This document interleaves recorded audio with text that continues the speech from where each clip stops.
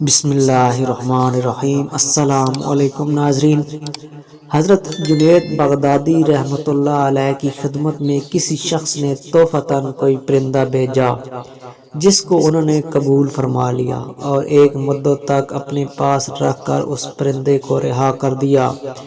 یہ دیکھ کر لوگوں نے آپ سے اس کا سبب دریافت کیا تو ارشاد فرمایا کہ اس پرندے نے مجھ سے فریاد کی کہ اے جنید، افسوس ہے کہ آپ اپنے احباب کی مناجات سے لطف اندوز ہوتے رہے اور میں بے موس و غم و غفار آپ کے اس پنجرے میں مقید رہوں۔ میں نے اس کی یہ درد بھری فریاد سن کر اس کو آزاد کر دیا، اور وہ پرندہ جاتے ہوئے وقت یہ کہہ کر اڑ گیا کہ جب تک کوئی پرندہ ذکر الہی میں مصروف رہتا ہے وہ جال کے پھندے سے آزاد رہتا ہے، اور یہاں ذکر الہی سے غفلت ہوئی کسی نہ کسی جال کے پھندے میں پھنس جاتا ہے۔ میں تو بس ایک ہی مرتبہ ذکر سے غافل ہوا تھا کہ مجھے اس کی سزا میں پنجرے کی قید میں مقید ہونا پڑا۔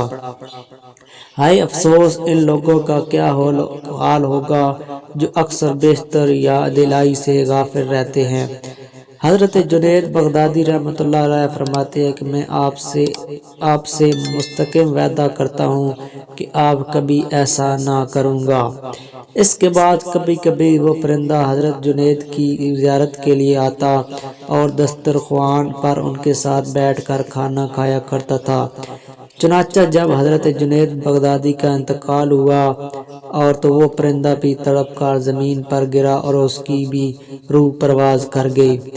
یہ عجیب واقعہ دیکھ کر لوگوں نے اس پرندے کو بھی حضرت جنید کے ساتھ ہی دفن کر دیا، اور مدت کے بعد حضرت جنید کے مریدوں میں سے کسی نے ان کو خواب میں دیکھ کر دریافت کیا کہ حضرت آپ کے ساتھ کیا معاملہ کیا گیا؟